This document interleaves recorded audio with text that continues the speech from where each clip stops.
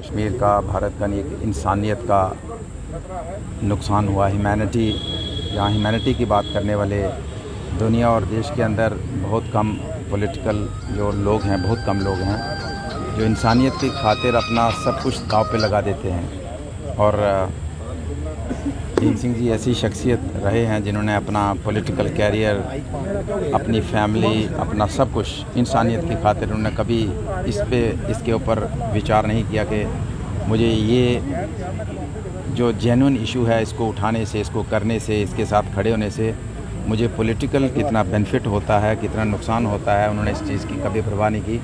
उन्होंने हमेशा इंसानियत की बात की, ह्यूमैनिटी की बात की, और इंसानियत की खातिर जब भी उनको लगा दुनिया के किसी भी कोने में किसी के साथ गलत हुआ हो, वो खड़े हो गए।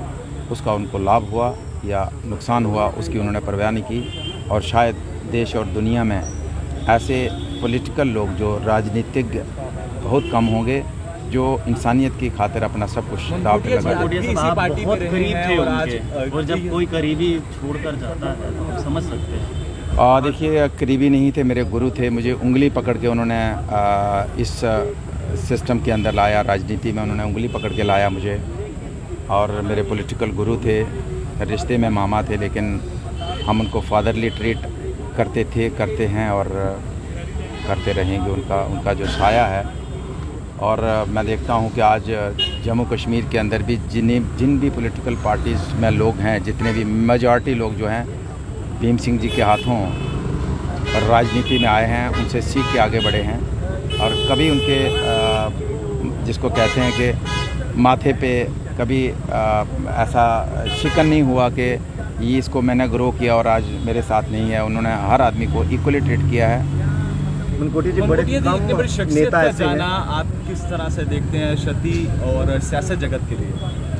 मैंने कहा कि ऐसी शख्सियत जो राजनीति में हो और इंसानियत की खातिर अपना सब कुछ दांव पे लगाने की हिम्मत रखता हो, ऐसी शख्सियत शायद देश के अंदर कितनी पैदा होंगी। हमारा भी अक्सर पार्टी में जब थे, पार्टी में कई बार मनमुटाव भी होता था कि आप वोट बैंक की पॉलिटिक्स कम करते हो, आप ह्यूमैनिटी की बात करते हो। जब पॉलिटिकल पार्टी है तो हमें वोट बैंक के ऊपर फोकस करना चाहिए। तो अक्सर उनका ये जवाब रहता था कि मैंने पार्टी जो है ये वोटों के लिए नहीं बनाई है, ये सिर्फ जीतने हारने के लिए नहीं बनाई है, ये एक मेरा मिशन है, ये हमारा एक आंदोलन है और ये एक हक इंसाफ की बात है और इसको हम जारी रखेंगे। वोट कम आए या ज़्यादा आए, जिसको रहना है रहे, लेकिन ये जो हमारा मिशन है, ये जो हमारा विचारधारा है, ये जो आइडियोलॉजी है, इसके साथ कंप्रोमाइज़ नहीं किया जा सकता। बड़े कम नेता ऐसे हैं जिनको इतना प्यार जो है अपोजिशन के नेताओं से भी मिलता है, लोगों से भी मिलता है। बड़े कम लोग ऐसे हैं।